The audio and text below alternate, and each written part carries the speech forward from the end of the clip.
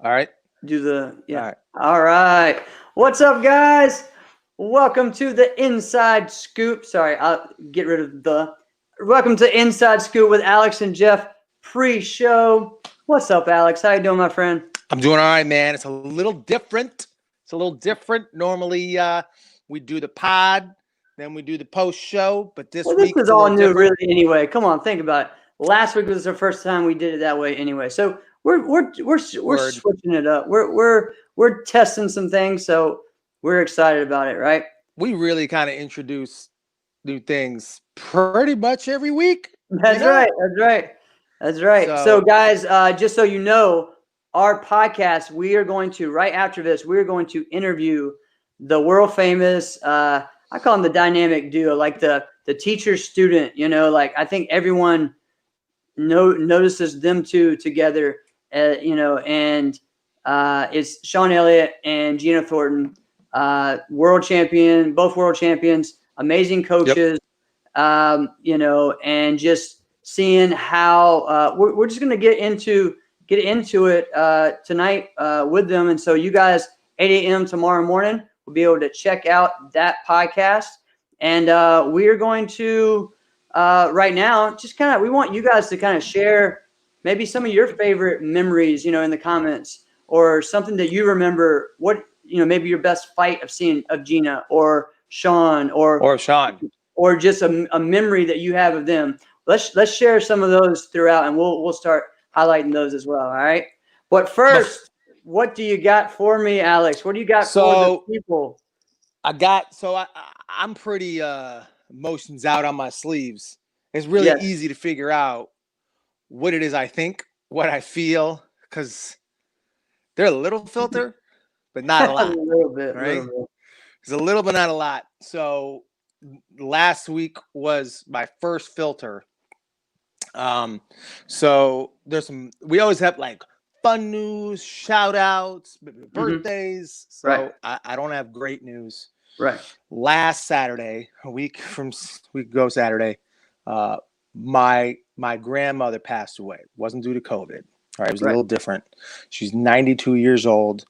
Um, the reason why I want to mention that is just because it's just was really kind of a challenging part for my family.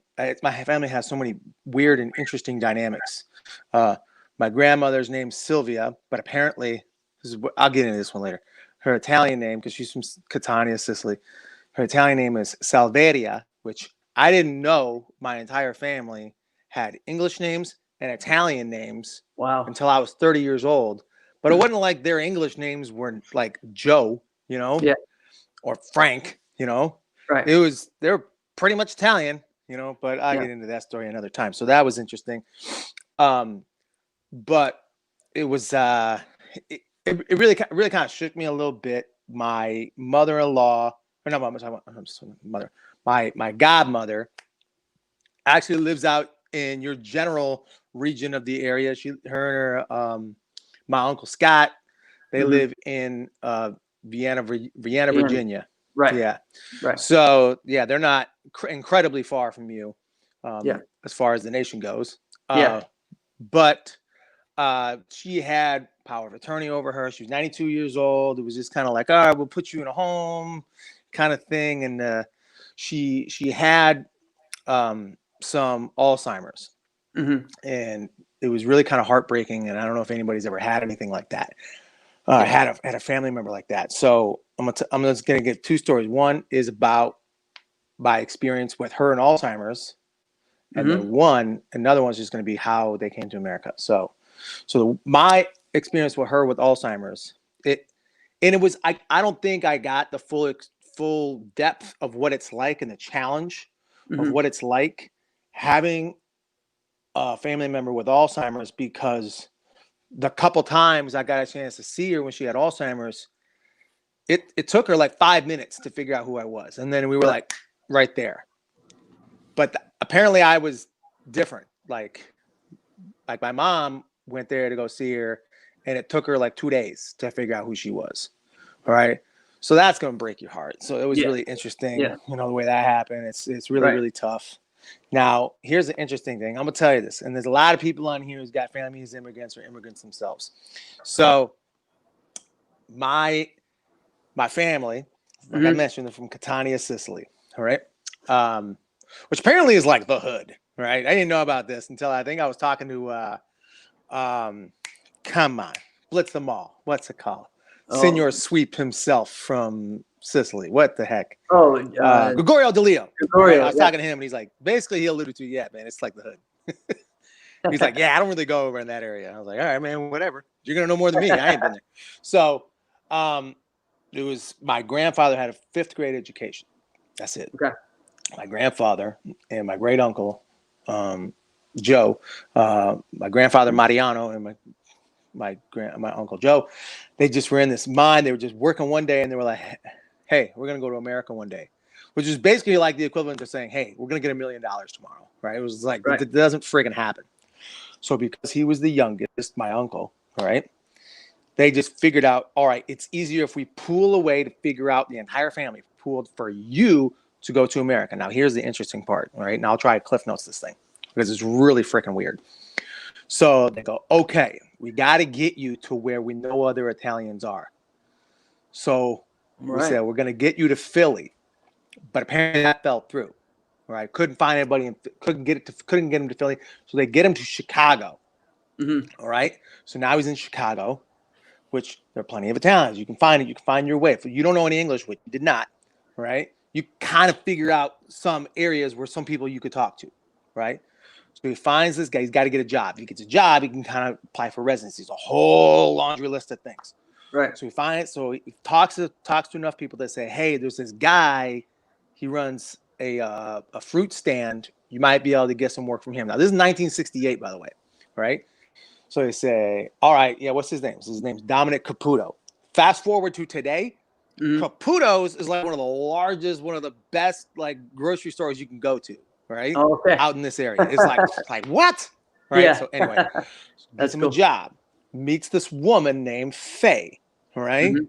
They get married. Faye actually lives in Minnesota. So they go, okay, boom, we go to Minnesota. Now they're married.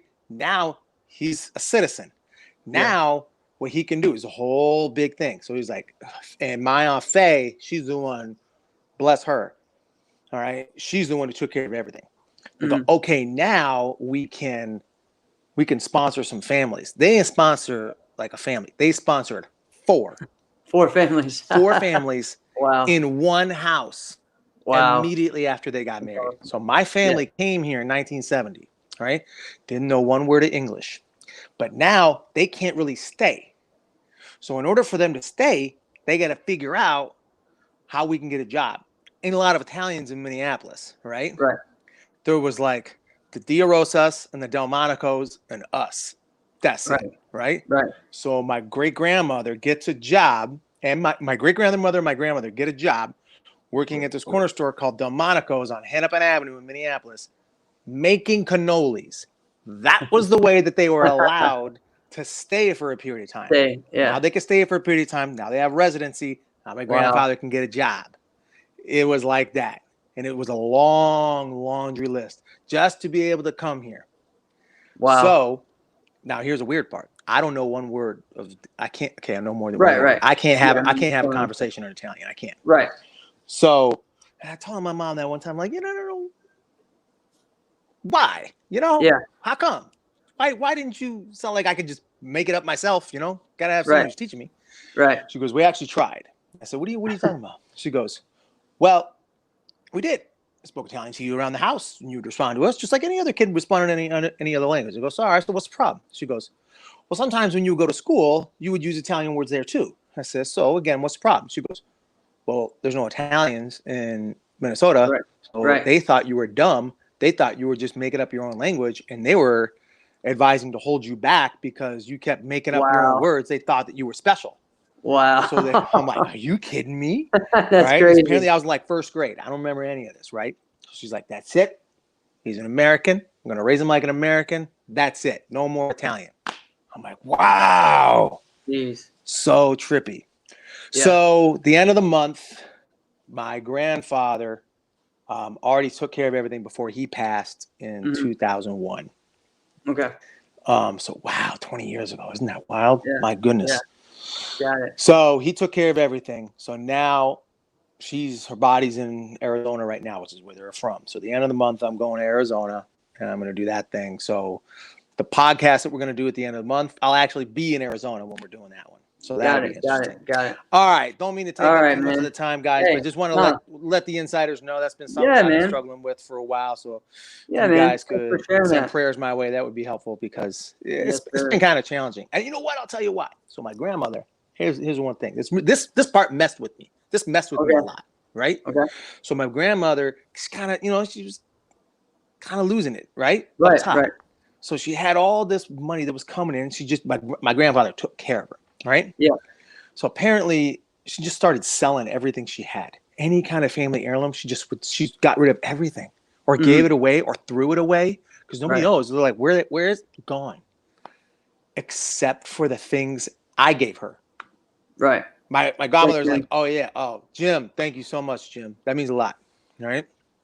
So apparently, my godmother's like, oh yeah, you were by far the favorite. Oh yeah, you were the favorite.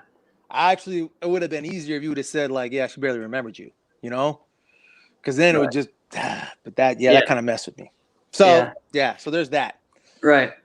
All right. What else do we got for everybody? Hey guys. So again, while we're doing this, we're going to be right after this interviewing Sean and Regina. Sean and Gina. Sorry. And Gina in there. Sean and Gina. And so if you guys have, your favorite memories of them or a question that you want us to ask them, enter it in the comments, guys. And we want to get you pumped up so you can get excited about this show that we're going to do. So you know what, Jeff? Take it for a minute. I'm going to be right back. I got to get something for the show. So you keep going. All right. Keep it rolling. Hang on 1 minute. Awesome. So guys, and I may share this on the podcast, but I'm going to tell you just kind of how I've known Sean. So this will be I guess it hasn't been the first interview of someone else in Virginia, but Sean Elliott is from the same town as I am, Lynchburg. So we grew up under the same kind of system. So I grew up going to local events and seeing him, but also being able to train with him at the dojo, at the school, right? We're under the same instructor as Lawrence Arthur. So, all right, let's get into what you got on right now, man. Yeah, I think it was Tony's birthday, like today or yesterday or something like that. So, it might be. Happy birthday, Tony! But it looks janky because it's a janky situation. The fact that I got to do it anyway. But I didn't just put the Yoskar on there. I put number 1. I gave him a number. Wow, give him a number. I can't believe it. Wow, this is as good as you get. Let's make sure we start tagging Tony. Tag him, share it.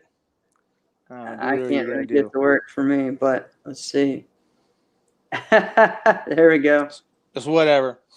All right, guys. So what do you think of the shirt?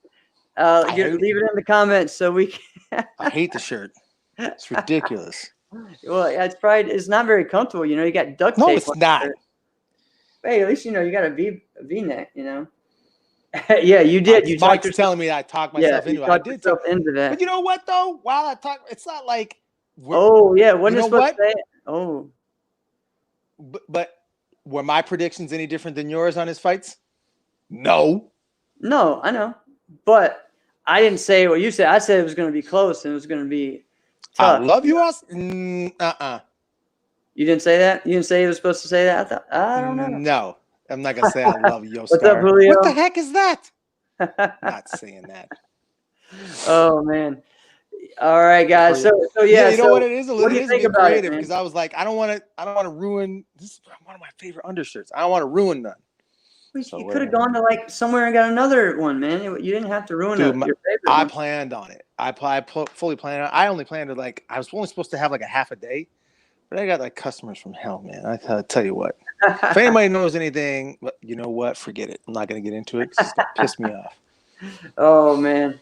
So what I was saying was customers want a Cadillac for a nickel is what it comes down to. And I ain't even talking about cars, but whatever. Oh man. So what I was talking about was just sharing how I know Sean. And so I grew up knowing him, living in the same town and everything. And him always being someone who was, motivating to me. I did several trainings with him, seminars with him growing up. And he'd always be one of the first ones to cheer me on when I was a young kid all the way to now. So Sean Elliott's definitely someone who's important. So it's going to important in my martial arts career. So it's going to be exciting to be able to interview him tonight, and then also to be able to interview Gina. And so for me, meeting Gina, Sean will talk tonight about how they met and how he was able to, to teach her and be her coach, because it's an interesting story, actually. So that's going to be fun. I'm excited to learn what it is, the details of their story, if there's a bigger dynamic than what, is on the surface, which I assume. It's pretty crazy. But, so I was really just kind of impressed by their duo. I gotta tell you, when I see a duo like that, I'm really impressed by Sean number of ways, and I'll mention it on the cast as well. But because there's a few dynamics. Number one, Sean didn't let his pride get in the way, because don't you see that sometimes when there's an instructor, who has a really good student, and now a national team wants him, and they're trying to like, hey, it's mine, and it didn't look like he did any of that. No. At the same time, it looks like he kind of relinquished, like, okay, you're a part of this team now. And there's been a few of them that she's been a part of. There's been a number of them.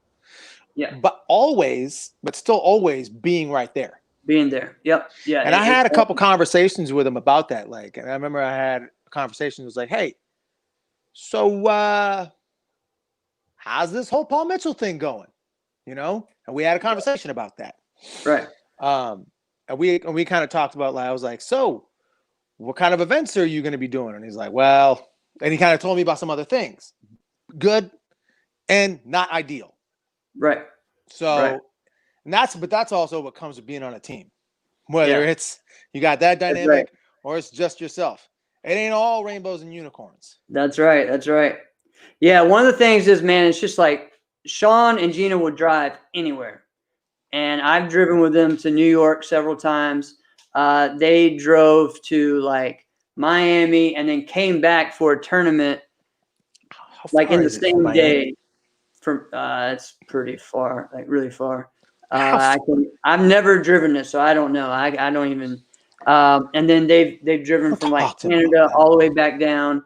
I mean, like they came back from WKC the past like a couple of times, drove down and still made it for a local event on the same day, just because that person was super important to them. And Sean's done the same thing for me in my tournament. So they're super loyal people, super supportive people. And man, it's awesome to see that. Yeah, 14 to 15 hours. Wow. That's gross. Yeah, that's a lot. That's gross. I don't want to be in a car for 14. I think I did that one time. I went from like Minneapolis to Fort Lauderdale. And I was like, I'll never do something like this again. This is the dumbest thing I've ever done. All right. Yeah. It's yuck.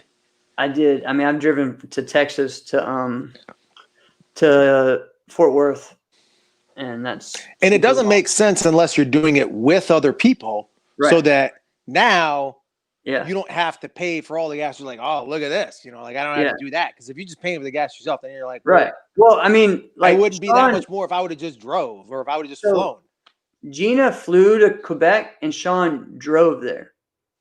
Okay, so he got there like before she did, and then it was crazy. Yeah. Wait a minute, they leave same time? I don't know about leaving the same time, but she wasn't able. Yeah, no, she wasn't able to leave because of work.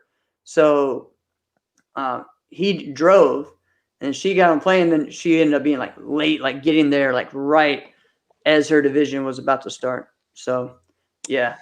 So sure we'll get to hear some fun travel stories tonight as well. Yeah, that'll be fun. Yeah. What's something that you're going to talk to him about? You can tell the listeners, you better tune in for this. Yeah. So for me, I want to dive into like, I know how Gina is as far as how determined she is. If she goes against someone, she's like, hey, and it doesn't work out for her, she's determined to get that win back. And it doesn't matter how many times she's like, I'm going to, because one of the first people that happened with was Casey Marks Nash. And when Gina was still just kind of getting into this and following very similar styles too, and going and getting into it. But not back then, really. Not back then when she first started. Not very similar styles. So we'll hear that as well as how Gina was more of a kicker before, and she's turned into, a multiple. More longevity. There's more longevity in both. Yeah, well-rounded. So, so telling about that and the different ways that she's been able to go through those hurdles, as well as let's really get a number on how many injuries and surgeries she's had, because that's outrageous. Has it been that many? It's been that many. So that's she's on the men now, right? Right. But so to hear that, but also not just hear her side, but like how her and Sean work on this together. You know what I mean? It's not like Gina's by herself figuring out how to defeat this person. Sean's working on this mindset just as much as she is. So it's really cool to see. So that's what I'm really excited about. So if she's on the mend, it would be kind of dope to see her maybe in the virtual fight tour. Speaking of the virtual fight tour, we are tune in January 23rd. Yes, sir. January 23rd, we have one set match that I believe of between Anthony Merrickx and Ben Stewart, and then we have the team matchup between Team Tension, Team Plowden, and that draft was something else. It was fun, man. It was cool. I'll go ahead and share the story, and then we'll finish up and go. So after that draft was so fun and so cool, and I remember Jesse talking about on our show the week before about, we need to do a forms one. And I just kind of thought about putting it all together, right? Then I fell asleep. And then I had this crazy dream that I was watching like the reality show version of this thing happen, right? And it was wild. It was crazy. Just, of course, when you're in a dream, people that weren't there end up being there. You know how it is, right? So for some reason, trickers just show up when they're all in a ring, right? And I guess forms people were involved in this thing too, right? So like Jotty's just kind of letting them go do their things, and they're doing some crazy stuff. Like for some reason they're in like a wrestling ring, and they're doing like triple backflips into the ring ropes and falling, and everything's going on. Well, for some reason, one of the assistant coaches was Mike Tull, and I don't know why his name was in my head, but it was, and he's yelling at all the trickers to bow before they leave the ring. And I'm just laughing. And so John's like, these aren't really like martial artists or whatever. Nah. I don't care. This is karate. You're doing kicks. You're doing flip. You want to come in here? You're bowing before you leave the ring. So like some of these kids were like saying, but I don't do martial arts. You are now. Bow. Bow. And it cracked me up, and it was like, then, it wasn't just me like viewing it. It was also like, like Jotty or whoever was saying, I don't remember who it was, it's a dream, but it's like, hey, that's my man. Whatever they say goes, I'm going to back them up. I agree with them. Let's get, and what's funny is like that draft made me think that we could do this. You know what I mean? We could have a fun reality show like this. And so and I think that's more than anything, what made it cool to me was just seeing that there's more, Here's what I will say. So Richard Plowden's approach to really anything martial arts and coaching, people got to pay attention. So what the last 6-7 years, probably 7 years, anytime some Impacts or anybody that Richard Plowden is coaching, I am watching Richard Plowden. I'm paying it, and he's calculated. He tempers his tongue. He doesn't say too much because he knows people are paying attention, right? They'll never forget. I remember there's one specific time where he was coaching someone against Hamid Farouzi. Mm-hmm. And if you've ever watched Hamid Farouzi fight, there's a couple moves that he's going to do. He's got an axe kick at one point, but his big move is he wants to land a ridge hand, like he would do haymakers. So as soon as Hamid circles the ring, close to Richard, he yells out, and he doesn't yell that much. And he yells out, "Watch out for that Rich hand!" So Muhammad like, it didn't throw it, and he froze, and he got him. And I'm like, oh, you Jedi mind tricked him. So Richard Plow's great, but Jotty's quality entertainment all the time, right? Oh yeah. He's super, super intelligent. If you ever taken a Jotty Tension seminar, which I've taken a number of them, all right? He's no joke. It's gonna be work. You're gonna work. You're gonna get a chance to fight him. You're gonna have a lot of fun. But you're gonna understand that you don't understand. Yeah, that's right. Understand that you don't understand. That's right. And it's gonna be fun. So there was this one that he did in Chicago area, all right? Yeah. And a bunch of guys, we just went. We're like, all right, let's just go. Some people were like, I'm not sure if I can go. I'm like, shut up. You just figure it the hell out. And figure it out and get there. Like you don't understand how great it is that you don't have to go. You don't have to go somewhere. It's only going to cost this. Just figure it out and get there. Well, a lot of people started to leave. Towards the end, the seminar was over. Right. But for me, I'm not leaving until somebody tells me I got to leave. So since I'm not leaving, my guys aren't leaving. So all of a sudden, at the end of it, we're just sitting down on the mat, hanging out. And if you just sit down and hang out and just let him talk, because he'll talk more than me, all right? Yeah. He has got a ton of interesting just stories, and he'll just go. If Mike's on here, Mike knows. Mike was there, all right? So Mike should chime in on some of this. Mike and Miles were there. Awesome. What's Mike saying? He's like, Jotty and Akin should get a show. That's not bad. That's not a bad idea. That's actually a pretty fun idea. That's a pretty good idea. I will condone that one. All right. So remember, guys, make sure you check out the Virtual Fight Tour 5, January 23rd. And it's actually 2021, not 2020. But, sorry about that one, Director. Virtual Fight Tour 5, January 23rd. Check it out. And message us, guys, and let us know, what you're thinking. Like what are you pumped up to see? And tomorrow morning, 8 a.m., we got the Gina, Thornton, and Sean Elliott podcast. Check us out, guys. We are about to go interview them now. Wish us luck. Yo, real talk about the Virtual Fight Tour. That's my daughter's birthday. Oh, all right. I'm still gonna tune in. Like, I'm gonna be like, oh yeah, another unicorn. Right. Can you believe how can someone love unicorns that much? I'll tell you this: if you're a girl dad, if you're not a girl dad and you don't know, but if you're a girl dad, give me a thumbs up, something. Give me a that. Yeah. If it's not pink, if it's not purple, if it's not a unicorn or a kitty or a butterfly, it doesn't exist. I'm not even kidding. Right. Oh man, it's insane. It's insane, right? And my son's the opposite, right? But whatever. All right, guys. Let's get in. Let's get into the show. Yes. Check us out tomorrow morning, 8 a.m. Inside Scoop on Martial Arts Center Network. See y'all next time, and see you tomorrow. Here you go, Yoskar.